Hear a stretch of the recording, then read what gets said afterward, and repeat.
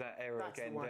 He just deliberates. He watches it come up over before he actually goes on that run. If he had actually gambled straight away, I mean, I was always on the last shoulder, the most offside player in Football League history. But you know what? No, there's no stats for that. There's only the stats for the goals. That's all they look at. They would be now. So Darren Bent would be up there with you as well. OK, let's take a quick break from today now, shall we? And something we always like to do on Charlton TV, and that is speak to our international addicts. And today we are heading back down under. A few weeks ago it was New Zealand, now it is Australia. I'm delighted to say we're joined by supporter Stefan Herridge, who can speak to us. Stefan, can you hear me? Yeah, loud and clear, Scott. Brilliant. And you are in, tell us whereabouts in Australia and what the time is? I'm about 50 miles west of Sydney, just at the base of the Blue Mountains, and it is 1:03 a.m. and the rest of my household is sleeping soundly downstairs. Fantastic dedication, I have to say, that is. What have you made of the first half so far? Look, I'm really excited about the second half. It could go either way. I'm quite pleased that we've actually, made a game of it. So no, I'm really thrilled. OK, well, look, give us a little bit of insight into what it's like following your club with such extreme time difference. Well, this time of the year it's OK because the games start at midnight, but for the majority of the season they start at 2 a.m. and if I watch those, which I'm often tempted to do, then I'm not much use the next day. But that's just how it is, and I'm really grateful to you and the women and men there at Charlton TV that bring the games and it connects me with the games and my culture for 3 hours a week. I really appreciate it. Well, we're absolutely delighted to be here, Stefan. We must all thank Thomas, of course, for sorting that out in the first place. Tell us about your family as well. Do you ever convince them to stay up and watch a game with you, or do they just shut the door and know that there might be a shout when we score? Well, it hasn't happened yet, but I've been buying them Charlton merch every Christmas for the last couple of years, so I'm slowly working on sort of brainwashing them. But it's difficult when they're not exposed. They're little girls. They've got other things going on. My kids, and so it's difficult to really get them excited about it. But like I said, I'm working on it, and I think we're going to get there in the end. Brilliant. Everything takes time, mate. Sometimes longer than others. Let's go back to the beginning of your Charlton story now. How did you become a Charlton supporter, and where are you initially from?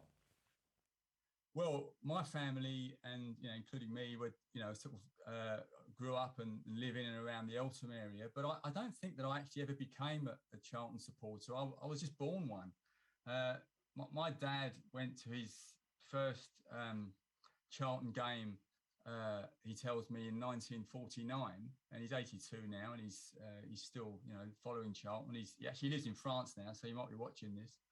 And he took me to my first game. I think it would have been in the early 70s. I'd have been 7 or 8. And I remember standing on that vast concrete embankment, not being able to see very much. But I think that's where the seeds were sown. And, I've got an uncle and cousins that are also lifelong fans that go to the ground every week with renewed optimism, and when I lived in the UK, I had a season ticket in the cupboard end where I sat with my cousins. Yeah. Brilliant. What about your favourite memories from your time as a fan so far? Well, it's funny you should ask me that, Scott, because I've got here some memorabilia from my favourite memory. This is the programme from the playoff final. I was just looking at this earlier. There we go, the Unlikely Lads, and there's the ticket. The most powerful, funny enough, I mean, the game itself is a bit of a blur, and it's difficult for me now, looking back on it, to distinguish between what I actually remember and what I've, seen, watching it afterwards. But a powerful memory that I do have about that game is how gracious the Sunderland fans were as we were leaving the ground and walking up Wembley Way. And if you consider that all the fans had, been through the mincer for 2 or 3 hours, and we were, stunned and exhausted, and yet they still had the class to come up to us and say, well done and congratulations. And I've had a soft spot for Sunderland ever since. And I don't think that at the time we could have possibly known what a moment in time that really was, not only for Charlton but for English football generally. And you know, I speak to football fans here in Australia, and there are many fans of English football, and they remember that playoff, and they remember what Charlton achieved in the seasons that followed, and I'm really proud of that. Stefan, it's funny that you were saying about the Sunderland fans on the day, because our coach got blocked in by Sunderland's coach. We got into Wembley first, Sunderland coming behind us, and after the game, we was going to go to Richard Murray had a studio just off of Wembley Way, and we was all going to go there to have our after-match drinks, and we gave all our passes to Sunderland so they could have more people in the lounge, and they all went up to the lounge, but we couldn't get on the coach because they were still up in the lounge. So we decided to walk, right? And really interesting. And Mark Kinsella was walking along with the cup, just walking along with it. And Sunderland fans were coming along, clapping us, and then want to have their photo done with it. It was quite incredible. And we walked from, as I say, the stadium, all in the possession, all the way to Richard Murray's studio. And as I say, lots of Charlton fans, but all the Sunderland fans were coming up and just wanting their photo done with us. It was incredible. Stefan, that sums everything up, doesn't it? Oh, that to me is what football's all about. And you know, whoever you support, when you get that kind of spirit and that kind of generosity, that just makes you proud to be a follower, really, whatever team you're aligned to. Absolutely. Have you come across many other Charlton supporters in Australia? Well, Scott, I've been here since 2004, and amazingly, I haven't. I mean, there must be some, and you know, you'll probably hear from them now. But what I can say is that I'm working hard on, like I said, on converting my family. So that day may yet come.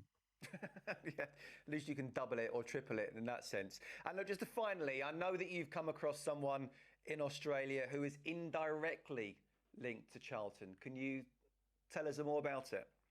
Yeah, so that was mad, because what it was is that when Chris Powell got appointed as a Charlton manager, obviously I was thrilled about that, and I put a post up on Facebook. And I had a friend, Anne, here in Sydney, who commented on the post, and she said, "Oh, he's my brother-in-law."